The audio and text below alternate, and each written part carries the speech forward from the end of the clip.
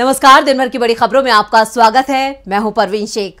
आज इस बुलेटिन में बात होगी मिजोरम में राहुल गांधी की विशाल पदयात्रा की, मिजोरम में कांग्रेस के उम्मीदवारों की लिस्ट से परेशान बीजेपी की, बात करेंगे मध्य प्रदेश में सपा को लेकर कमलनाथ के बड़े ऐलान की, वसुंधरा को लेकर मुश्किलों में घिरी बीजेपी की, साथ ही जानेंगे कि जाने माने कार्टूनिस्ट इरफान की किस खबर पर पड़ी तिरछी नजर, और बुलेटिन के आखिर में बात करेंगे हरियाणा में एनडीए में हुए टूट के। इसके साथ ही और भी कई बड़ी खबरों से आपको करवाएंगे रूबरू, लेकिन तमाम बड़ी खबरों से पहले एक नजर सुर्खियों पर।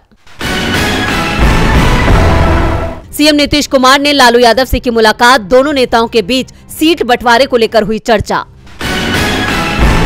सुप्रीम कोर्ट ने आप सांसद राघव चड्ढा के सस्पेंशन याचिका पर राज्यसभा सचिवालय से मांगा जवाब, 30 अक्टूबर को होगी सुनवाई, अटॉर्नी जनरल से मदद मांगी।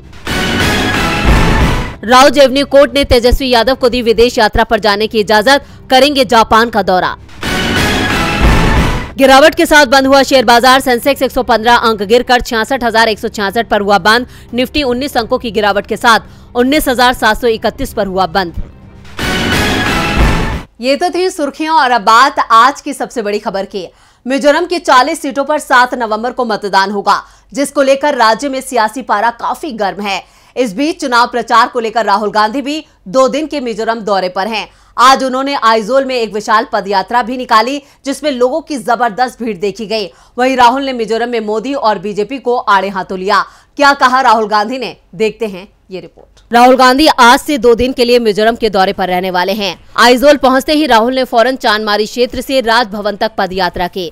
इस पदयात्रा में सैकड़ों लोगों की भीड़ नजर आई। यात्रा के दौरान राहुल गांधी ने सड़क के दोनों ओर खड़ी जनता से हाथ मिलाया और उनसे मिलने आए लोगों से बातचीत करते हुए भी देखा गया।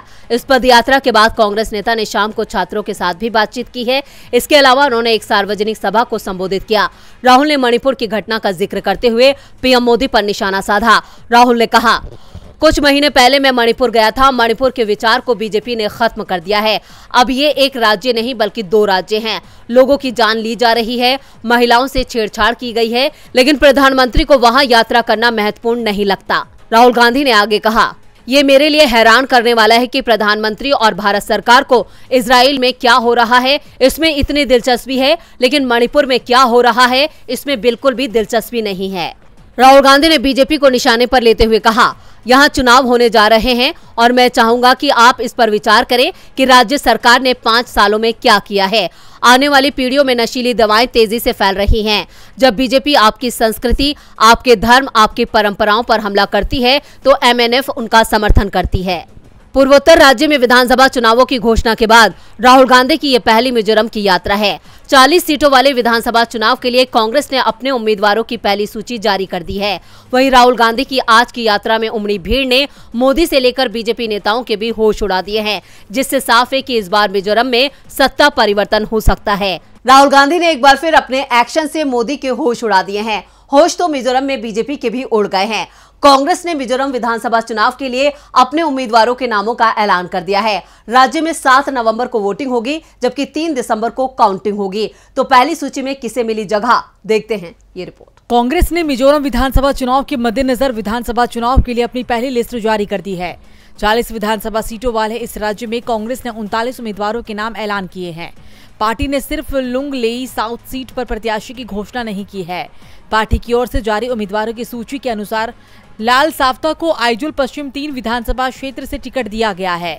आइजोल पश्चिम 1 से आर ललबियाक थांगा और पलाक से आईपी जूनियर को उम्मीदवार बनाया गया है।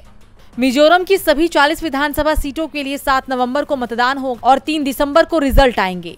मिजोरम विधानसभा का कार्यकाल 17 दिसंबर को खत्म होगा। पूर्वोत्तर के इस राज्य में मिजो नेशनल फ्रंट सत्ता में है। आपको बता दें कि राज्य में पिछले साल चुनाव 28 नवंबर 2018 को हुए थे।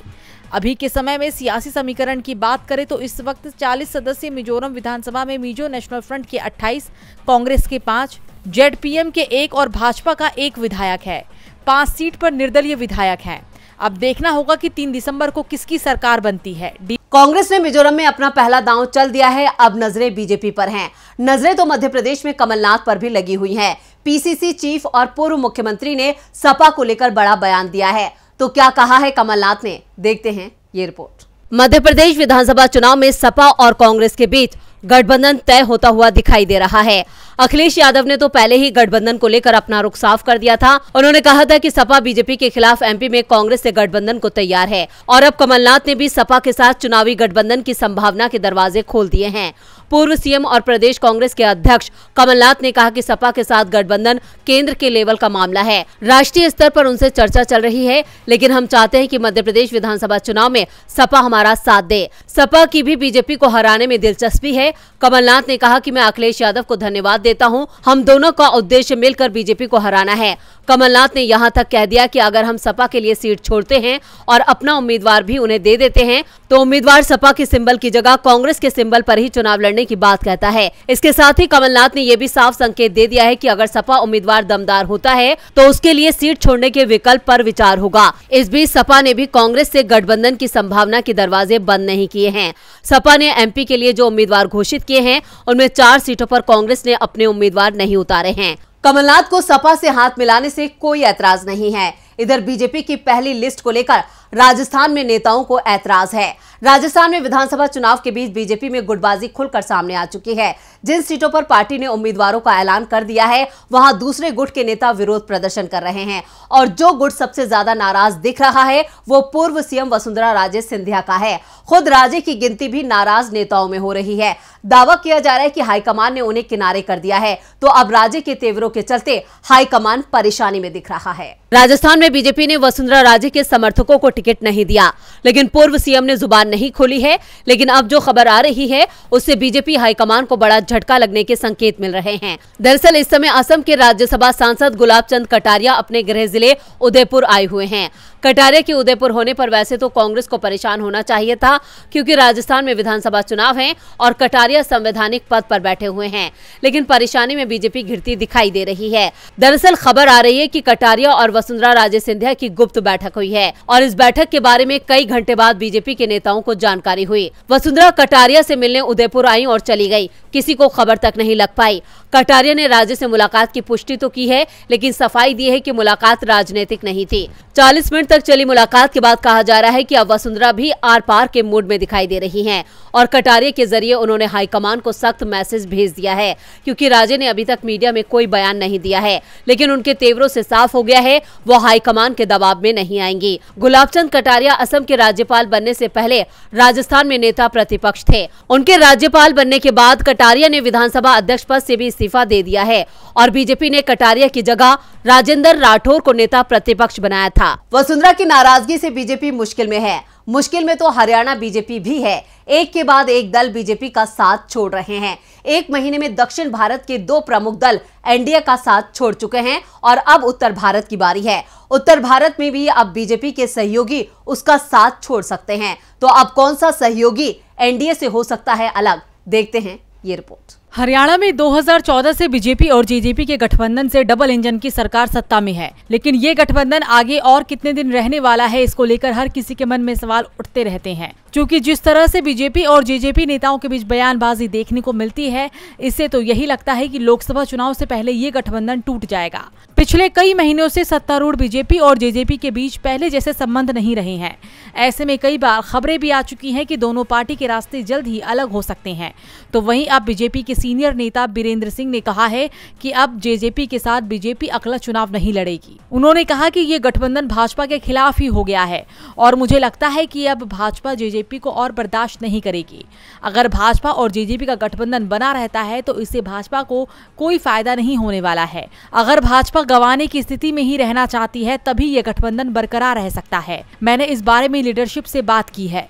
भाजपा के कार्यकर्ता भी यही सोचते हैं कि इस गठबंधन से पार्टी को कोई फायदा नहीं हो रहा है। उन्होंने कहा कि जेजेपी का कोई वोट बैंक ही नहीं है तो आखिर वो हमें वोट कैसे दिलाएंगे। बता दें कि 2 सप्ताह पहले ही बीरेंद्र सिंह ने हरियाणा की जींद में रैली की थी और कहा था कि अगर भाजपा और जेजेपी का गठबंधन बरकरार रहता है तो वो पार्टी छोड़ देंगे।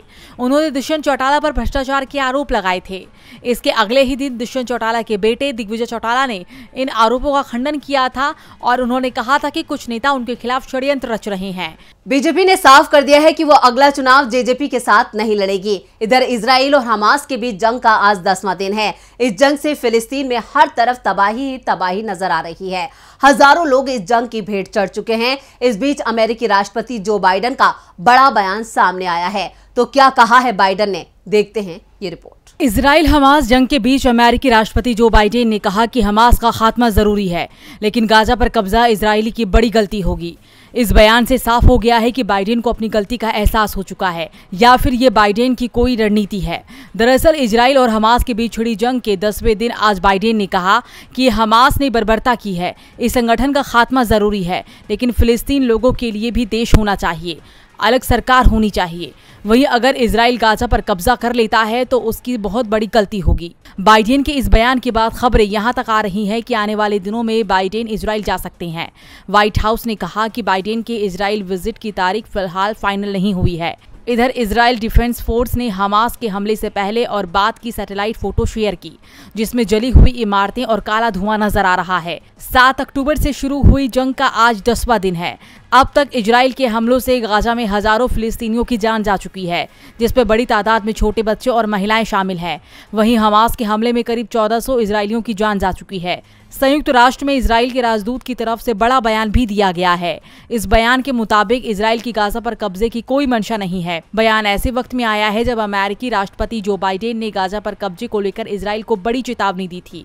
गाजा के बॉर्डर पर इस वक्त करीब 3 लाख सैनिक डटे हुए हैं। इजराइल ने पिछले दिनों गाजा के 10 लाख लोगों को वहां से चले जाने को कहा है। वहीं ईरान की तरफ से भी इजराइल की सेना को धमकाया गया है। ईरान भी इजराइल को लगातार जंग रोकने के लिए दबाव बना रहा है। ऐसे में देखना होगा कि राष्ट्रपति बाइडेन के बयान के बाद इजराइल जंग से अपने कदम पीछे खींचता है या नहीं। इजराइल और फिलिस्तीन की जंग के बाद देखते हैं कि जाने माने कार्टूनिस्ट इरफान की किस खबर पर पड़ी तिरछी नजर।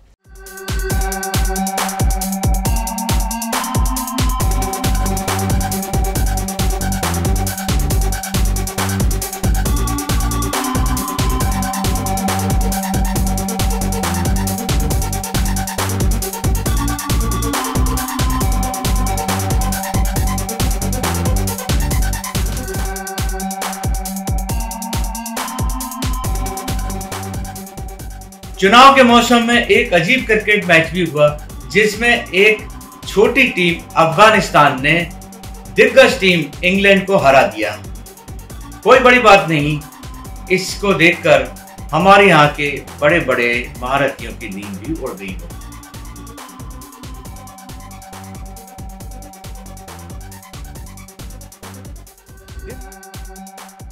तो बहुत बहुत धन्यवाद इरफान जी। और बुलेटिन के आखिर में बात चुनावी बॉन्ड की। चुनावी साल में मोदी सरकार को सुप्रीम कोर्ट से बड़ा झटका लगा है। सुप्रीम कोर्ट ने चुनावी बॉन्ड को लेकर राजनीतिक पार्टियों पर जल्द नकेल कसने का संकेत दिया है, जिससे सबसे ज्यादा परेशान बीजेपी है। क्या है पूरी खबर, देखते हैं ये रिपोर्ट। सुप्रीम कोर्ट ने इलेक्टोरल बॉन्ड के मामले में 5 सदस्यों की संवैधानिक पीठ के गठन का ऐलान कर दिया है। राजनीतिक दलों को इलेक्टोरल बॉन्ड के जरिए चंदा लाने की जो योजना मोदी सरकार ने 2018 में शुरू की थी, अब सुप्रीम कोर्ट की संवैधानिक पीठ उस पर सुनवाई करेगी। इस मामले में याचिका पर सुप्रीम कोर्ट के chief justice DY Chandrachud, justice JB Pardiwala और जस्टिस मनोज मिश्रा की बेंच ने यह आदेश दिया है। संवैधानिक पीठ इस मामले में 30 अक्टूबर से सुनवाई शुरू करेगी। सुप्रीम कोर्ट ने अपने फैसले में कहा है कि उसे इलेक्टोरल बॉन्ड की वैधता को चुनौती देने वाली याचिका पर एक आवेदन मिला है, जिसमें कहा गया था कि इस पर अंतिम निर्णय के लिए इसे बड़ी बेंच के पास भेजा जाए। दरअसल एसोसिएशन फॉर डेमोक्रेटिक रिफॉर्म की ओर से पेश वकील प्रशांत भूषण ने बेंच के सामने कहा था कि 2024 के आम चुनावों के लिए ये योजना शुरू होने से पहले इसका न्यायिक परीक्षण जरूरी है, क्योंकि चुनावी बॉन्ड के जरिए अज्ञात स्रोतों से होने वाली फंडिंग भ्रष्टाचार को बढ़ावा दे रही है और भ्रष्टाचार मुक्त देश में रहने के नागरिकों के अधिकार का हनन कर रही है। ये संविधान के अनुच्छेद 21 का उल्लंघन है। इस मामले पर 4 जनहित याचिकाएं लंबित हैं। इनमें से एक याचिकाकर्ता ने मार्च में कहा था कि चुनावी बॉन्ड के जरिए राजनीतिक दलों को अब तक 12,000 करोड़ रुपए का चंदा दिया गया है। इसकी 2/3 राशि बीजेपी को ही मिली है। तो आज इस बुलेटिन में इतना ही। देखते रहिए DB लाइव। नमस्कार।